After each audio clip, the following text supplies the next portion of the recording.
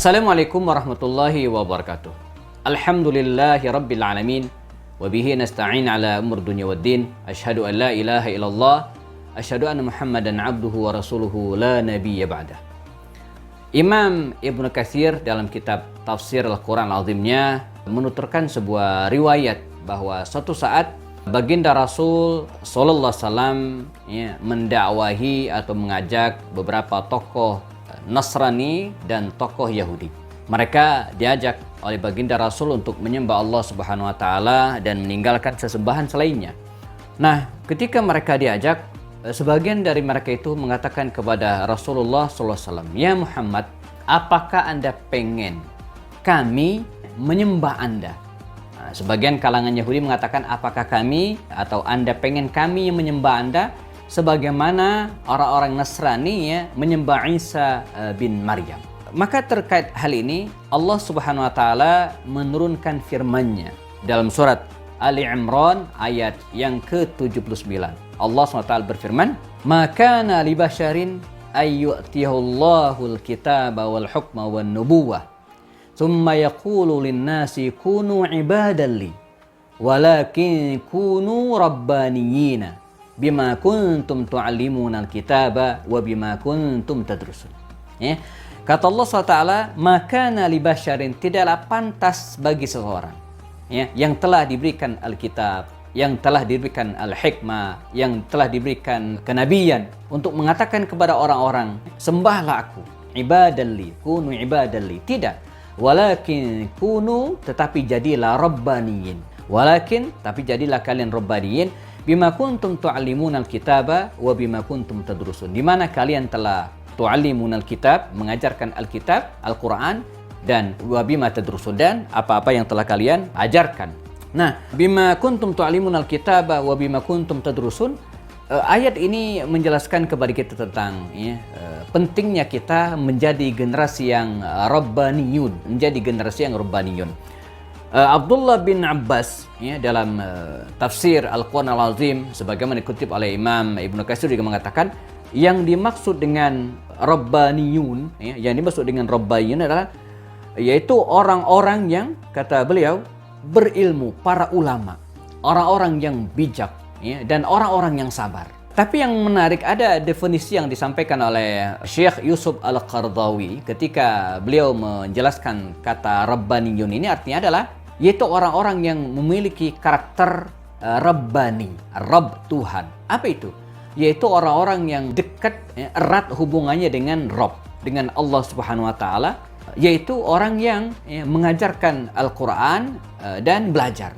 Nah, ini menarik. Jadi rabbaniyun itu adalah orang-orang yang erat dengan Allah, dekat dengan Allah, mencintai Allah Subhanahu wa taala dimanapun dia berada. Ini ciri pertama dari generasi rabbaniyun, yaitu orang yang erat, dekat dengan Allah. Manakala seseorang sudah dekat, erat hubungannya dengan Allah Subhanahu wa taala, maka dia tidak mungkin akan melakukan apa-apa yang dilarang oleh Allah Subhanahu wa taala. Ibarat kita, kalau kita sudah merasa dekat dengan guru kita, dengan kiai kita, maka kita tidak akan berani menampik apa-apa yang diperintahkannya. Kalau kita merasa dekat dengan orang tua kita juga demikian, kita tidak akan berani melawan apa-apa yang tidak diperintahkan oleh orang tua kita. Nah, ini karakter rabbaniyun yang pertama. Kemudian karakter rabbaniyun yang kedua adalah orang-orang yang bima kuntum tu'allimunal kitab. Di mana kalian, kata Allah SWT, tu'allimunal kitab, mengajarkan Alkitab, mengajarkan Al-Quran Al-Karim. Maksudnya apa? Yaitu orang-orang yang selalu menginginkan perubahan. Orang-orang yang selalu menginginkan perbaikan dalam sebuah masyarakat. Dia tidak pernah betah manakala melihat kemungkaran yang ada di tengah masyarakat.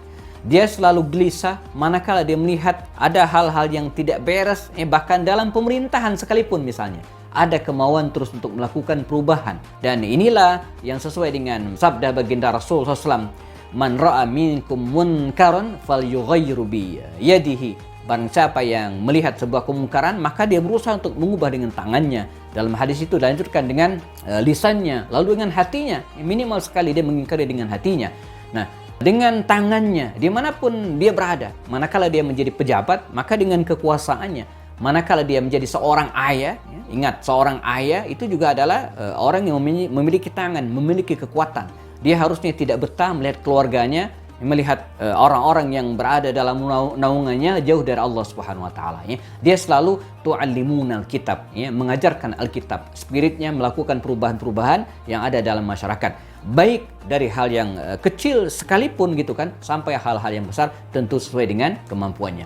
Nah, terakhir, karakter Rabbaniyun ini dijelaskan oleh Allah dalam Al-Qur'an-Nya dalam surat Ali Imran ayat 79 ini. Apa itu? Wa bima kuntum tadrusun. Terus belajar. Jadi generasi Rabbaniyun itu, teman-teman sekalian dimanapun berada, adalah generasi yang terus ingin belajar.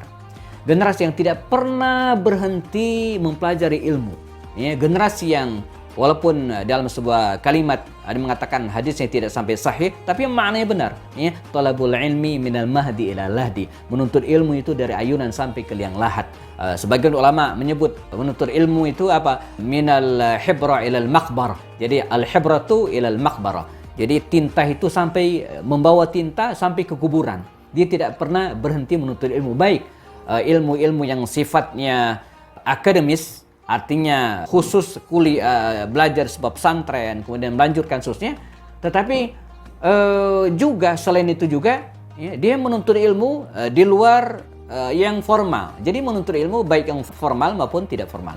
Teman-teman misalnya yang berada di pesantren Husnul Khatimah misalnya, atau dimanapun berada, tidak cukup dengan pesantren saja, tapi harus ada kemauan untuk menyelesaikan pendidikan S1, S2, S3. Ini yang formal. Di luar yang formal itu tetap juga ada kemauan untuk terus belajar, dan terus belajar. Inilah 3 karakter Rabbaniyun yang dijelaskan oleh Allah SWT dalam surat Ali Imran ayat 79, dan semoga kita bisa melahirkan generasi-generasi yang Rabbaniyun, yang dekat dengan Allah, selalu mengajarkan Alkitab dan terus pengen belajar. Saya Happy Andi Mastani, terima kasih atas perhatian. Assalamualaikum warahmatullahi taala wabarakatuh.